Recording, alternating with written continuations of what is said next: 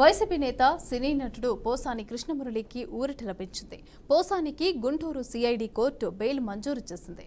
చంద్రబాబు, పవన్, లోకేష్ పై అనుచిత వ్యాఖ్యల కేసులో పోసాని అరెస్ట్ అయ్యారు. అయితే ప్రస్తుతం గుంటూరు జిల్లా జైల్లో జ్యుడిషియల్ రిమాండ్లో ఉన్నారు. ఈ నెల 23 వరకు రిమాండ్ అయితే విధించారు. ఈ కేసులో పోసానిని సిఐడి అధికారులు ఒక రోజు పాటు కస్టడీలోకి తీసుకుని విచారించారు. కస్టడీ విచారణ అనంతరం కూడా మరోసారి కస్టడీలోకి తీసుకునేందుకు సిఐడి అధికారులు ప్రయత్నించారు. అయితే ఈలోపే పోసానికి కోర్టు బెయిల్ మంజూరు చేసింది. రేపు ఆయన విడుదలయ్యే అవకాశం ఉన్నట్లుగా తెలుస్తోంది.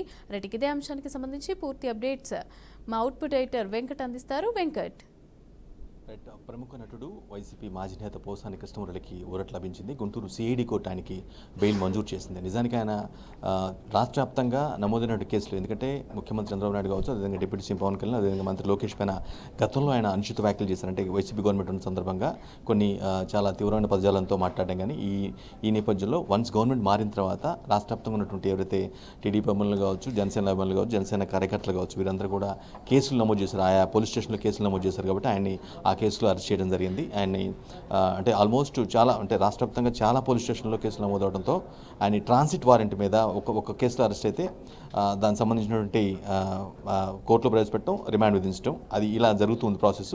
మళ్ళీ మరో కేసులు మళ్ళీ ట్రాన్సిట్ వారెంట్ కింద, పీటీ వారెంట్ కింద ప్రిజనర్ ట్రాన్సిట్ అంటారు దాన్ని. ఆ వారెంట్ మీద మరో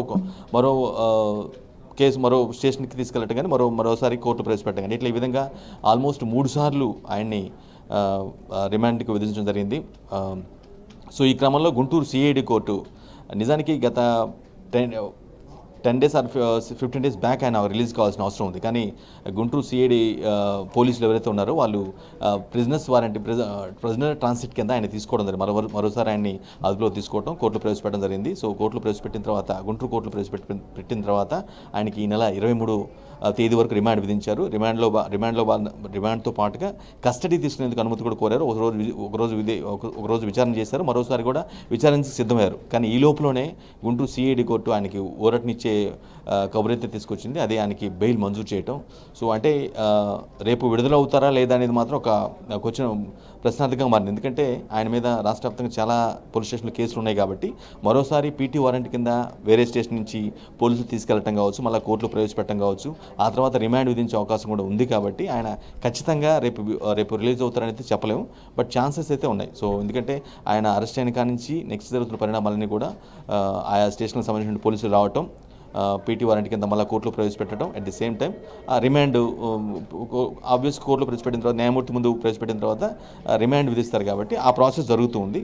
బట్ ఈ లోపలనే ఇక్కడ గుంటూరు సిఐడి కోర్టు ఏదైతే ప్రధానంగా ఫస్ట్ టైం అరెస్ట్ చేశారు, సిఐడి పోలీసులు అరెస్ట్ చేశారు ఆయన మొట్టమొదటిసారిగా. సో ఆ సంబంధించిన కోర్టు బెయిల్ మంజూరు చేసింది. కాబట్టి ప్రాబబ్లీ రేపు విడుదలయ్యే అవకాశం ఉంది. లేదంటే ఈ లోపల ఒకవేళ లేదు వేరే కేసు సంబంధించి ఆ సంబంధిత పోలీస్ స్టేషన్ పోలీసులు కనుక వచ్చి ఆయన్ని పీటీ వారెంట్ కింద తీసుకున్నట్లయితే విడుదల అవ్వడం కూడా కష్టంగానే భావించాల్సిన అవసరం ఉంటుంది. Right, thank you Venkat.